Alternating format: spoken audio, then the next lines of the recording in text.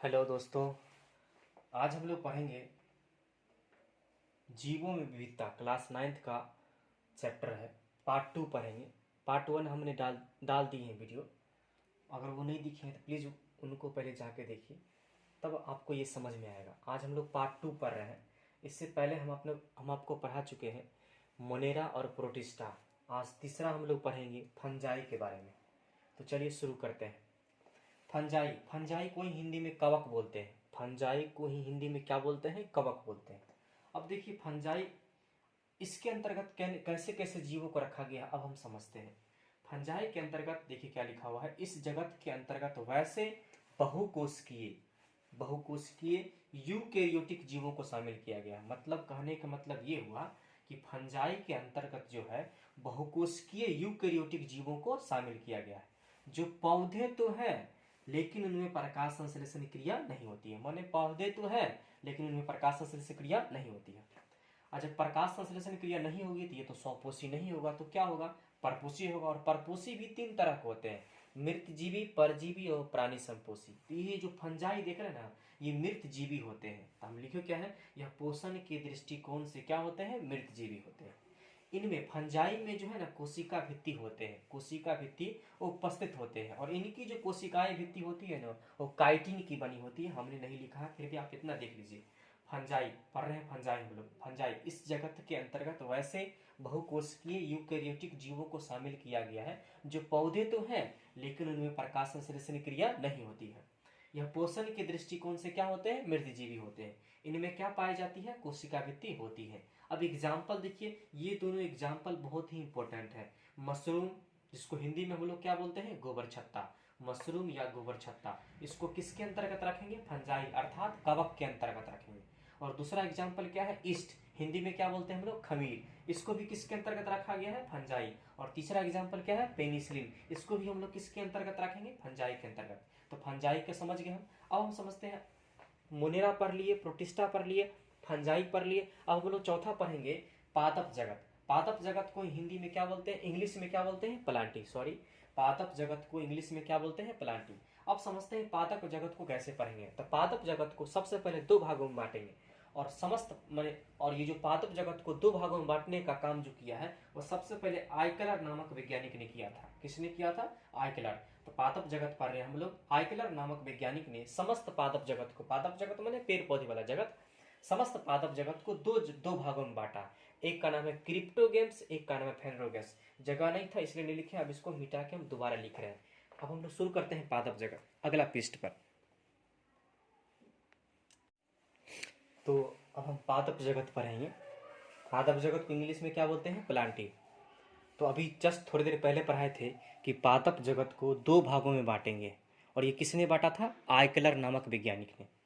तो देखिए पादप जगत को 2 भागों में बांटेंगे, जिसमें सबसे पहला भाग क्या लिखा हुआ है? क्रिप्टोगेम्स। देखिए यहाँ क्या लिखा हुआ है? क्रिप्टोगेम्स। और दूसरा क्या लिखा हुआ है? फेनरोगेम्स। ये सब इंग्लिश में ही नाम है और हिंदी में भी यही नाम है, इसलिए हम लोग इंग्लिश को ही पढ़ेंगे ध्यान से। क्रिप्टोगेम्स क्या लिखा हुआ है? क्रिप्टोगेम्स। और यहाँ क्या लिखा हुआ है? फेनरोगेम्स। अब क्रिप्टो गेम्स को भी हम लोग 3 भागों में बांटेंगे। क्रिप्टो गेम्स को भी हम कितने भागों में बांटेंगे? 3 भागों में। और फेनरो गेम्स को भी हम 2 भागों में बांटेंगे। तो क्रिप्टो गेम्स का पहला भाग है थैलोफाइटा, दूसरा है ब्रायोफाइटा और तीसरा है टेरिडोफाइटा। और फेनरो गेम्स का 2 भाग हैं, जिनमें पहला है जिम्नोस्पर्म, इसको हम लोग बोलते हैं नग्नबीजी। और दूसरा पार्ट है एंजियोस्पर्म, जिसको हम लोग बोलते हैं आवर्तबीजी। अब हम पूरा डिटेल से इन सभी के बारे में समझा रहे हैं। तो हम मिटा मिटा के बारी बारी से सबसे पहले समझते हैं क्रिप्टो गेम्स के बारे में। क्रिप्टो गेम्स में जब ये तीनों पढ़ लेंगे तब समझेंगे और क्रिप्टो गेम्स क्या होता है।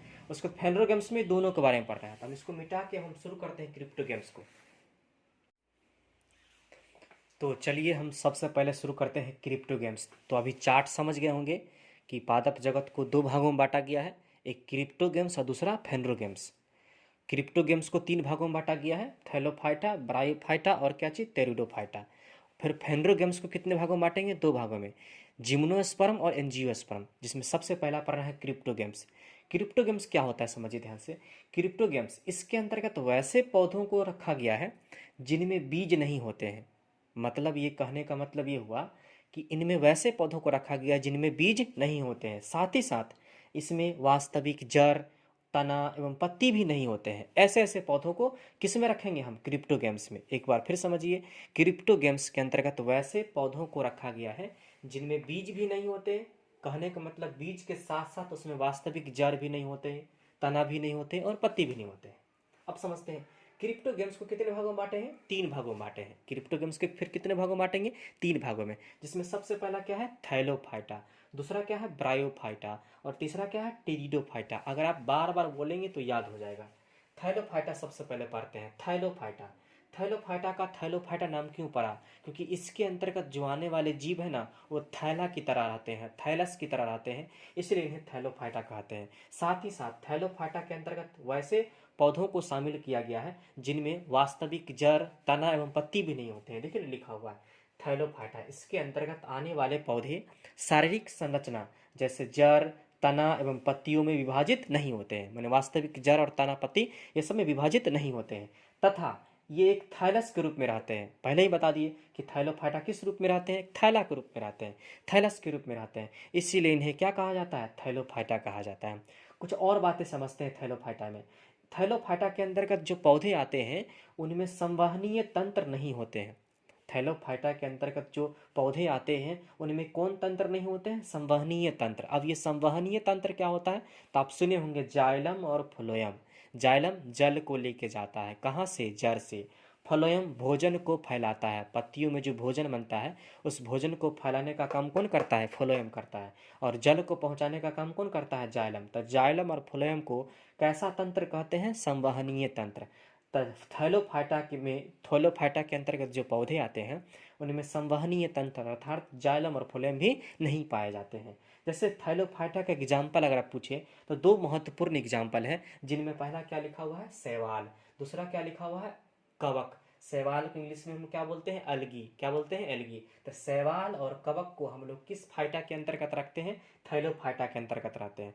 अगर आपसे पूछे शैवाल और कवक के अंतर्गत किस कौन कौन आएगा, तो मतलब शैवाल और कवक जो है वो किसके अंतर्गत आएगा? तो थैलोफाइटा के अंतर्गत आएगा। तो ये हमारा क्रिप्टो गेम्स का पहला भाग हो गया थैलोफाइटा। अब हम चलते हैं ब्रायोफाइटा पढ़ने के लिए, इसको हम मिटा रहे हैं। ब्रायोफाइटा पढ़ने से पहले कुछ बातें हमें शैवाल के बारे में समझनी होगी। शैवाल के बारे में बहुत ज़्यादा ही क्वेश्चन पूछता है। अच्छा, शैवाल किसके अंतर्गत आया था? थैलोफाइटा। हम अभी ब्रायोफाइटा पे नहीं चल रहे हैं, अभी हम थैलोफाइटा पर ही चलेंगे। थैलोफाइटा के बारे में जितना समझना था समझ लिए। अब एग्जाम्पल के बारे में समझते हैं, जिसमें सबसे पहला एग्जाम्पल क्या लिखा हुआ है? शैवाल। तो शैवाल के बारे में समझते हैं पहले। शैवाल क्या होता है, किस शैवाल का इस्तेमाल कहाँ किया जाता है, सब बारी बारी समझते हैं। तो हम लोग थैलोफाइटा पढ़ रहे थे। थैलोफाइटा का एग्जाम्पल क्या क्या बताए थे? शैवाल और कवक। तो सबसे पहले शैवाल के बारे में समझते हैं। शैवाल के बारे में कुछ बातें पढ़ेंगे, वेरी वेरी इंपॉर्टेंट। जिसमें सवालों के बारे में देखिए पहला क्या लिखा हुआ है? तीर के रूप में हम सब बातें लिखे हुए हैं। इसमें सवालों के बारे में पहला लिखा हुआ है कि शैवालों का जो अध्ययन है वो क्या कहलाता है? तो याद रखिएगा, फाइकोलॉजी कहलाता है। शैवालों का अध्ययन क्या कहलाता है? फाइकोलॉजी कहलाता है। अगर आपसे पूछे शैवालों का अध्ययन क्या कहलाता है? फाइकोलॉजी। या उल्टा भी पूछ सकता है आपसे कि फाइकोलॉजी के अंतर्गत हम लोग किसके बारे में अध्ययन करते हैं? तो याद रखिएगा, शैवालों के बारे में अध्ययन करते हैं, एल्गी। ठीक है। अच्छा, शैवालों के बारे में अगला बात क्या लिखा हुआ है?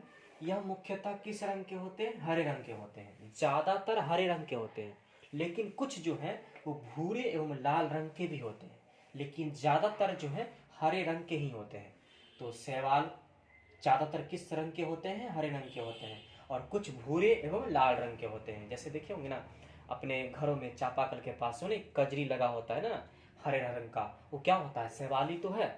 ठीक है। अगला बात देखिए तो शैवालों के बारे में क्या लिखा हुआ है? इसमें क्लोरोफिल पाया जाता है। तो याद रखिएगा, शैवालों में क्या पाया जाता है? क्लोरोफिल पाया जाता है। ठीक है। अच्छा, जब ये इसमें क्लोरोफिल होगा तो ये अपना प्रकाश संश्लेषण भी करेगा। तो ये देखिए इसमें क्लोरोफिल पाया जाता है, उसके बाद हम क्या लिखे? इनमें प्रकाश संश्लेषण क्रिया पाई जाती है। मतलब शैवालों में जो है प्रकाश संश्लेषण क्रिया होती है।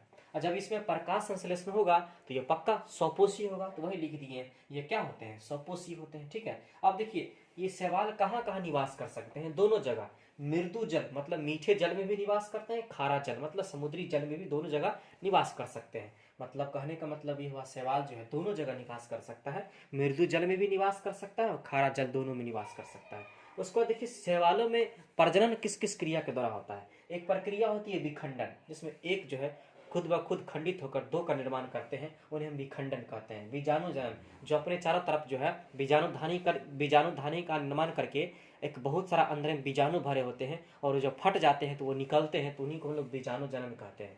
तो शैवालों में जो जनन जो है ना, वो विखंडन के द्वारा होते हैं या फिर बीजाणु जनन के द्वारा होते हैं। उसके बाद देखिए एग्जाम्पल में क्या क्या लिखे हैं। क्लोरेला, क्लोरेला शैवालों का एग्जाम्पल है क्लोरेला। उसके बाद क्या लिखा हुआ है, जेलेडियम। उसके बाद क्या लिखा हुआ है, क्लेमाइडोमोनास। उसके बाद spirogyra. Chlorella, Gelidium, Chlamydomonas, spirogyra, ये सब के सब किसका एग्जाम्पल है, शैवालों के एग्जाम्पल है। अब ये दोनों के बारे में ना थोड़ा बहुत जान लेते हैं। क्लोरेला का इस्तेमाल कहाँ किया जाता है और जेलेडियम का इस्तेमाल कहाँ किया जाता है, हम साफ करके आगे बता रहे हैं आपको।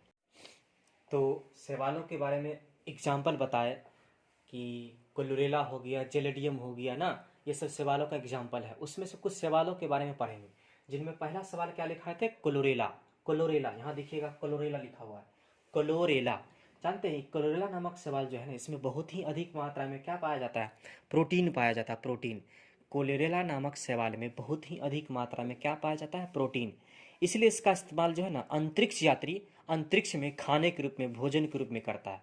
मैंने बहुत सारा शैवाल जो है लेकर जाता है ऊपर में, और इसमें बहुत ज़्यादा मात्रा में प्रोटीन पाया जाता है, इसलिए इसको खा खा के जिंदा रहते हैं। तो क्लोरेला नामक शैवाल में बहुत ही अधिक मात्रा में प्रोटीन पाया जाता है, इसलिए इसका इस्तेमाल अंतरिक्ष यात्री भोजन के रूप में कहाँ करते हैं, अंतरिक्ष में बहुत ज़्यादा करते हैं। ठीक है, अब अगला देखिए, अगला प्रयोगशाला में सूक्ष्म जीवों के कल्चर के लिए एगार की आवश्यकता होती है। मतलब कहने का मतलब ये हुआ कि प्रयोगशाला में, लेबोरेटरी में जो है, माने कुछ जीवाणु का, अगर कुछ सूक्ष्म जीव का निर्माण करना है ना, कोई बैक्टीरिया का निर्माण करना है, फिर किसी भी सूक्ष्म जीव का निर्माण करना है, तो वहाँ पर आपको चाहिए एगार। और जानते हैं एगार का जो उत्पादन है, एगार का उत्पादन एक शैवाल से होता है। तो एगार का उत्पादन, और इस एगार का उत्पादन किससे होता है, एगार, और इस एगार का उत्पादन जेलेडियम नामक शैवाल से होता है। और ये जेलेडियम क्या है, एक प्रकार का शैवाल है, और ये किस तरह का शैवाल है, लाल शैवाल है। मैंने आपको पहले ही बता दिया था कि शैवाल जो है बहुत जो है ना, हरे रंग के होते हैं, लेकिन कुछ भूरे एवं लाल रंग के भी होते हैं। तो लाल रंग का शैवाल को क्या नाम है उसका, जेलेडियम। तो जेलेडियम जो है एक प्रकार का लाल शैवाल है।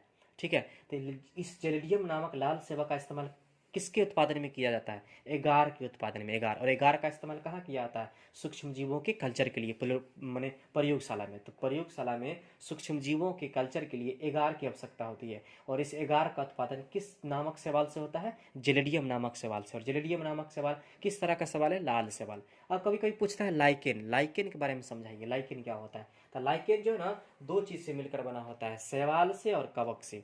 मतलब शैवाल और कवक का सहजीवी होता है कौन, लाइकेन होता है, सॉरी। तो लाइकेन किस किस का सहजीवी हो गया, शैवाल और कवक का। अच्छा, लाइकेन तो समझ गए, यह शैवाल और कवक का सहजीवी है। लाइकेन के बारे में कुछ बातें और समझिए। देखिए नीचे में लिखे हैं, लाइकेन जो होता है ज़्यादातर नीले रंग का होता है। लाइकेन जो है किस कलर का होता है, नीले रंग का होता है। लेकिन जब देखिएगा, जब प्रदूषण अत्यधिक होने लगे, प्रदूषण जब चरम सीमा पर आने लगे, तो इसका रंग बदल जाता है, श्वेत हो जाता है। तो आप ऐसे ही पहचान सकते हैं कि प्रदूषण कहाँ पर ज़्यादा है, कहाँ पर कम है। अगर देखिएगा लाइकेन पहले अगर नीले रंग का हो, अगर वह श्वेत कलर का हो गया तो समझ जाइए कि प्रदूषण वहाँ पर चरम सीमा पर है। तो एग्जाम में कभी कभी पूछता है किसका इस्तेमाल प्रदूषण मापने में भी किया जाता है, तो याद रखिएगा लाइकेन का इस्तेमाल किया जाता है। क्यों कि लाइकेन जो है नीले रंग का होता है, लेकिन जब प्रदूषण बढ़ जाएगा ना, तो अपने आप क्या हो जाएगा, श्वेत रंग का हो जाएगा। ठीक है, तो हम लोग आप पढ़ लिए थैलोफाइटा। थैलोफाइटा के बारे में जितना जानना था जान गए, क्योंकि थैलोफाइटा में ही ना शैवाल आता है, शैवाल के बारे में पढ़ लिए। अब हम पढ़ेंगे ब्रायोफाइटा के बारे में अगले पार्ट में।